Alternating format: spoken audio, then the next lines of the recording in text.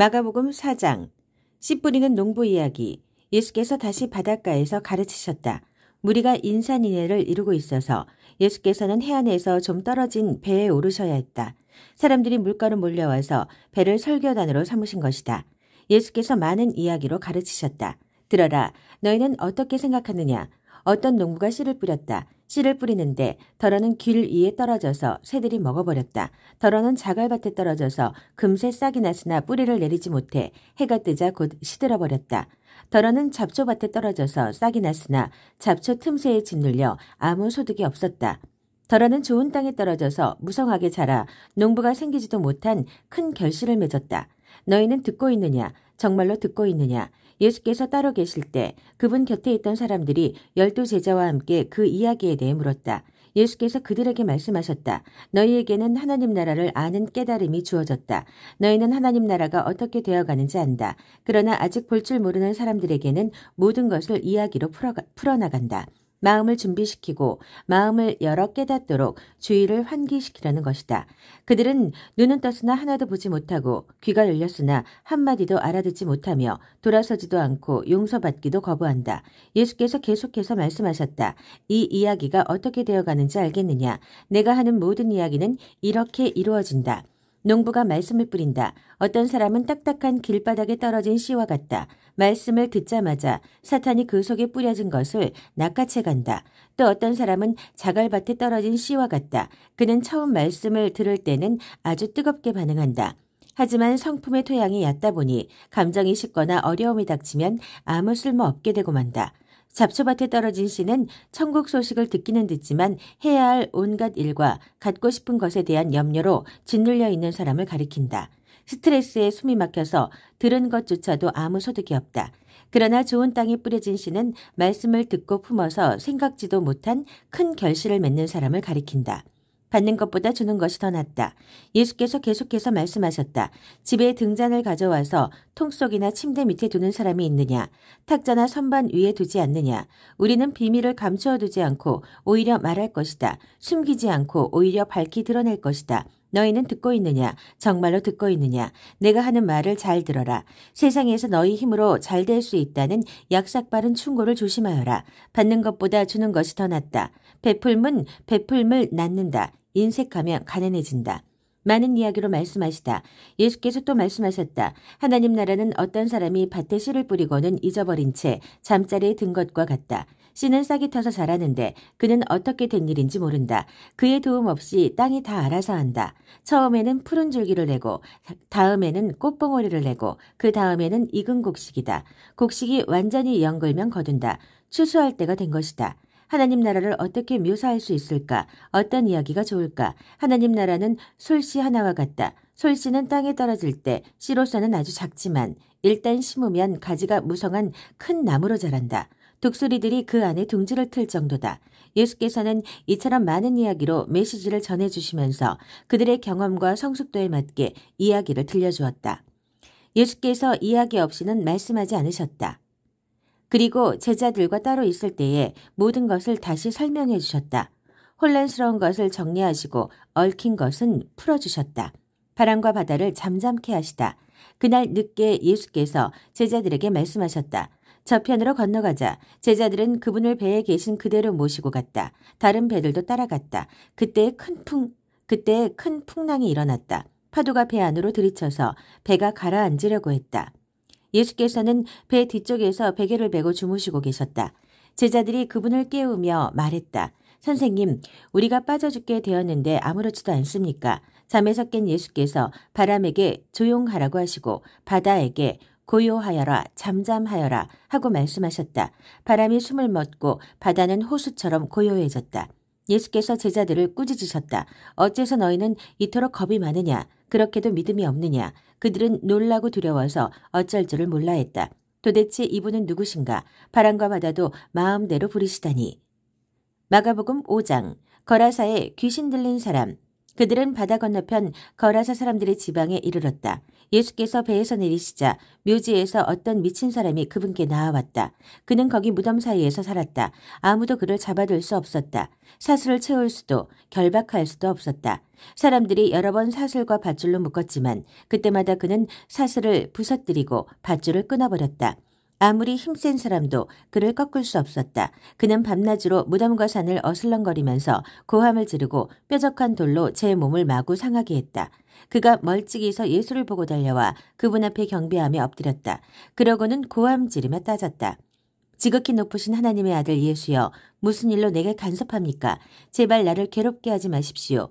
예수께서 이미 그 악한 귀신에게 나오너라, 그 사람에게서 나오너라 하고 명령하신 뒤였다.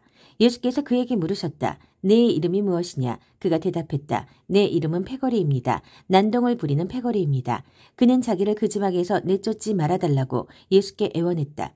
마침 근처 언덕에서 큰 돼지떼가 땅을 파헤치며 먹을 것을 찾고 있었다. 귀신들이 예수께 애걸했다. 우리를 돼지에게 보내셔서 그 속에서 살게 해주십시오. 예수께서 그렇게 하라고 말씀하셨다. 그러나 돼지떼의 형편은 그 사람의 형편보다 더 나빠졌다. 돼지들이 미쳐서 벼랑으로 우르르 몰려가더니 바다에 빠져 죽은 것이다. 돼지를 치던 사람들이 혼비백산하여 도망쳐서 시내와 마을에 그 이야기를 전했다. 다들 어찌된 일인지 보고 싶어 했다. 사람들이 예수께 다가와서 보니 미친 사람이 단정한 옷차림과 멀쩡한 정신으로 앉아 있었다. 그는 더 이상 걸어다니는 정신병원이 아니었다. 그 일을 처음부터 목격한 사람들이 귀신 들린 사람과 돼지떼에게 벌어진 일을 그들에게 말해주었다. 그들은 처음에는 두려워하다가 나중에는 언짢아했다. 돼지들이 익사한 것 때문에 기분이 상했던 것이다. 그들은 예수께 그곳을 떠나 다시는 오지 말라고 당부했다. 예수께서 배에 오르실 때에 귀신한테서 놓인 그 사람이 자기도 함께 가게 해달라고 간청했으나 그분은 허락하지 않으셨다. 예수께서 말씀하셨다. 내 집, 내 가족에게 가거라. 주께서 무엇을 하셨고 어떻게 너를 불쌍히 여기셨는지 그들에게 이야기하여라. 그 사람은 돌아가서 예수께서 자기에게 행하신 일을 대가볼리 10성읍 근방에 전하기 시작했다. 그는 동네의 화직거리였다. 손가락 하나만 대어도 예수께서 배를 타고 건너가시자 큰 무리가 바닷가에서 그분을 맞이했다. 회당 지도자 가운데 야이로라 하는 사람이 왔다. 그는 예수를 보고는 무릎을 꿇고 정신없이 애원했다. 제 사랑하는 딸이 죽음의 문턱에 있습니다. 병이 나아서 살 수 있도록 오셔서 손을 얹어주십시오. 예수께서 그와 함께 가시는데 온 무리가 따라가며 그분을 밀고 당겼다. 12년 동안 혈루증으로 고생한 한 여자가 예수의 소문을 들었다. 여자는 많은 의사들에게 치료를 받았으나 형편없는 치료로 돈만 날리고 상태가 이전보다 더 나빠졌다. 여자는 뒤에서 슬그머니 다가가 예수의 옷을 만졌다.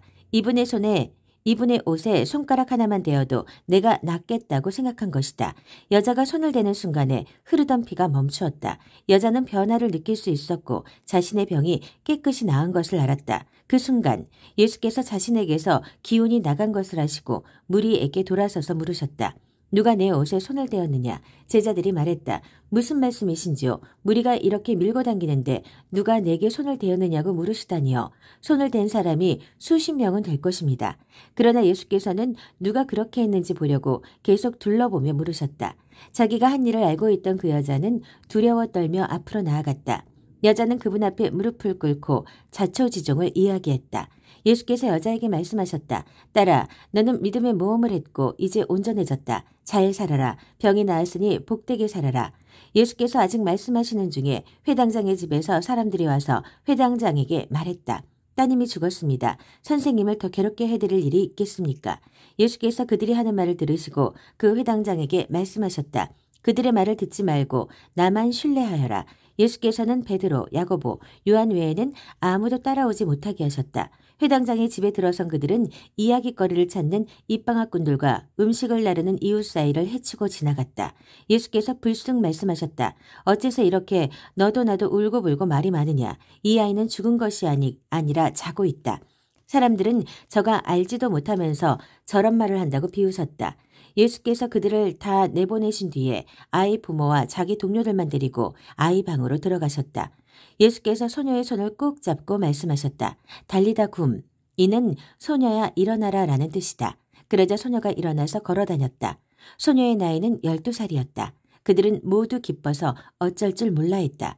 예수께서는 그 방에서 일어난 일을 아무에게도 알리지 말라고 그들에게 엄히 명하셨다. 그리고 아이에게 먹을 것을 주어라 하고 말씀하셨다. 마가복음 6장. 고향에서 배척받으시다. 예수께서 그곳을 떠나 자기 고향으로 돌아가셨다. 제자들도 함께 갔다. 안식일에 예수께서 회당에서 설교하셨다. 예수께서는 모든 사람의 감탄을 자아낼 정도로 대단하셨다. 사람들이 말했다. 이 사람이 이렇게 훌륭한 사람인지 미처 몰랐다. 어떻게 이렇게 갑자기 지혜로워지고 이런 능력을 갖게 되었을까? 그러나 한편으로 그들은 언제 그랬냐는 듯이 어느새 그분을 깎아내리고 있었다. 이 사람은 목수요 마리아의 아들에 불과하다. 우리는 그를 어려서부터 알았다. 그의 동생 야고보와 요셉과 유다와 시몬 그리고 그의 노예들도 우리가 안다. 도대체 그는 자기가 누구라고 저러는 것인가? 그들은 예수에 대해 조금 아는 것에 걸려 넘어졌던 것이다. 그들은 거기서 더 이상 나아가지 못했다. 예수께서 그들에게 말씀하셨다. 예언자는 자기 고향, 자기 친척, 자기가 어려서 놀던 길목에서는 별로 존경을 받지 못하는 법이다. 예수께서는 거기서 많은 일을 행하실 수 없었다. 몇몇 병자들에게 손을 얹어 고쳐주신 것이 전부였다. 그들의 완고함을 예수께서도 어찌할 수 없었다. 그래서 예수께서는 그곳을 떠나 다른 마을을 다니시며 가르치셨다. 12 제자를 파송하시다. 예수께서 12 제자를 부르셔서 둘씩 짝을 지어 내보내시며 그들에게 악한 세력을 물리치는 권세와 능력을 주셨다. 예수께서는 그들을 보내시며 이런 지침을 주셨다. 이 일에 별도의 준비가 필요하다고 생각하지 마라. 먼저 너희 자신을 준비하여라. 특별히 돈을 모금할 것도 없다. 간소하게 하여라. 고급 여관도 안 된다. 적당한 곳을 찾아가 떠날 때까지 그곳으로 만족하여라. 사람들이 너희를 맞아들이지 않고 너희 말을 듣지 않거든 조용히 나오너라. 소란 피울 것 없다. 무시해버리고 너희의 길을 가면 된다. 곧 제자들은 길을 나섰다. 그들은 삶이 근본적으로 달라질 수 있음을 기쁜 마음으로 긴박하게 전했다. 가는 곳마다 귀신을 쫓아냈다. 병자들의 몸에 기름을 발라 건강을 되찾게 해주고 그들의 심령을 고쳐주었다. 요한의 죽음. 예수의 이름이 만인의 입에 오르내리고 있을 그 즈음에 헤롯 왕도 그 모든 소식을 들었다. 그가 말했다. 죽은 세례자 요한이 다시 살아난 것이 틀림없다. 그래서 그 사람이 능히 기적을 행하는 것이다. 다른 사람들이 말했다. 아닙니다. 그는 엘리야입니다.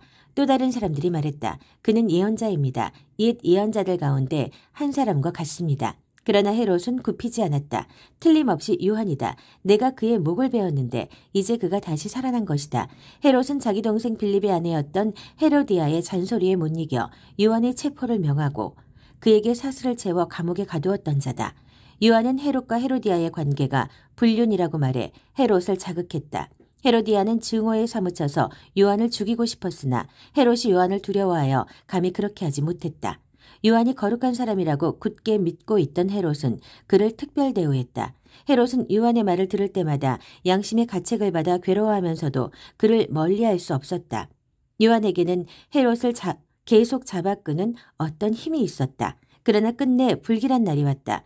헤롯이 갈릴리의 모든 고관과 귀족들을 초대해 생일잔치를 벌인 날이었다. 헤로디아의 딸이 연회장에 들어와서 손님들을 위해 춤을 추었다. 헤롯과 손님들은 감탄했다.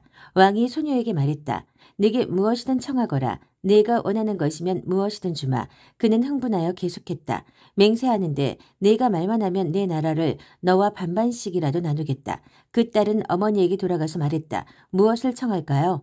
세례자 요한의 머리를 달라고 하거라. 딸은 급히 왕에게 달려가서 말했다. 지금 당장 세례자 요한의 머리를 쟁반에 담아주십시오. 왕은 한순간 정신이 번쩍 들었다. 그러나 그는 손님들에게 체면을 잃고 싶지 않아서 잠자코 소녀의 소원을 들어주었다. 왕은 사형 집행관을 감옥으로 보내 요한의 머리를 가져오라고 명했다. 그가 가서 요한의 목을 베어 쟁반에 담아와서 소녀에게 주었고 소녀는 그것을 다시 자기 어머니에게 주었다. 요한의 제자들이 이 일을 듣고 와서 그 시신을 거두어다가 무덤에 안장했다. 너희가 먹을 것을 주어라. 사도들이 다시 예수께 모여서 그동안 자기들이 행하고 가르친 일을 모두 보고했다. 예수께서 말씀하셨다. 따로 어디 가서 잠깐 쉬도록 하자. 그만큼 오가는 사람들의 발길이 끊이지 않았고 그들은 음식 먹을 겨를조차 없었다. 그래서 그들은 배를 타고 따로 한적한 곳으로 떠났다. 그들이 가는 것을 본 사람이 있어서 금세 소문이 퍼졌다. 인근 마을에서 사람들이 도보로 달려와서 그들보다 먼저 그곳에 도착했다. 예수께서 도착해 큰 무리를 보셨다. 목자 없는 양 같은 그들을 보시니 그분 마음이 찢어지는 것 같았다. 예수께서는 곧바로 그들을 가르치기 시작하셨다. 어느새 저녁이 되었다. 시간이 많이 흘렀다고 생각한 제자들이 말씀 사이에 끼어들었다. 여기는 허허벌판이고 시간도 많이 늦었습니다. 이제 기도하시고 사람들을 보내어 저녁이라도 먹게 해야겠습니다. 예수께서 말씀하셨다. 너희가 이들의 저녁을 마련하여라. 그들이 대답했다. 진심이십니까? 가서 이들의 저녁거리에 큰 돈을 쓰라는 말씀이신지요? 그러나 그분의 말씀은 진심이었다. 너희에게 빵이 몇 개나 있는지 알아보아라. 오래 걸릴 것도 없었다. 5개입니다. 그들이 말했다. 그리고 물고기가 2마리 있습니다. 예수께서 그들 모두를 50명, 100명씩 무리지어 앉게 하셨다. 그 모습이 마치 푸른 초장에 펼쳐진 들꽃으로 엮은 조각보 이불 같았다. 예수께서 빵 5개와 물고기 2마리를 손에 들고 고개 들어 하늘을 우러러 감사 기도를 드리시고 축복하신 다음 빵을 떼어 제자들에게 주셨고 제자들은 다시 그것을 사람들에게 나누어 주었다. 예수께서는 물고기를 가지고 똑같이 하셨다. 사람들 모두가 배불리 먹었다. 제자들이 남은 것을 거두니 12바구니나 되었다. 저녁을 먹은 사람들이 5,000명이 넘었다. 바다 위를 걸어오시다. 식사가 끝나자 예수께서 제자들을 재촉하여 배를 타고 먼저 건너편 벳사다로 가게 하시고 그동안의 무리를 돌려보내셨다. 사람들을 보내신 뒤에 예수께서는 산에 올라가 기도하셨다. 밤늦게 배는 이미 바다 멀리까지 나갔는데 예수께서는 아직 무태 혼자 계셨다. 맞바람을 맞아 노를 젓느라 고생하는 제자들의 모습이 보였다. 새벽 4시쯤에 예수께서 바다 위를 걸어 그들 쪽으로 가셨다. 예수께서 바로 그들 옆을 지나려고 하셨다. 그러나 제자들은 바다 위를 걸어오시는 예수를 보고서 유령인 줄 알고 무서워 꼼짝도 못한 채 비명을 질렀다. 예수께서 얼른 그들을 안심시켰다. 안심하여라. 나다. 두려워 마라. 예수께서 배에 오르자마자 바람이 가라앉았다. 제자들은 너무 놀라서 이게 무슨 일인가 싶어 고개를 저었다. 그들은 예수께서 저녁 식사 때 하신 일을 미처 깨닫지 못하고 있었다. 그 무엇도 아직 그들의 마음속까지 파고들지 못했던 것이다.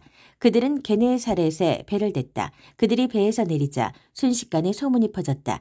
사람들이 이리저리 내달리며 들것에 병자들을 메고 예수가 계시는 곳으로 내려왔다. 마을이나 시내나 촌 네거리마다 그분이 가시는 곳이면 어디든지 사람들이 병자들을 데리고 나와서 그분의 옷자락을 만지게 해달라고 간청했다. 그것이 전부였다. 그분을 만진 사람은 누구나 병이 나았다.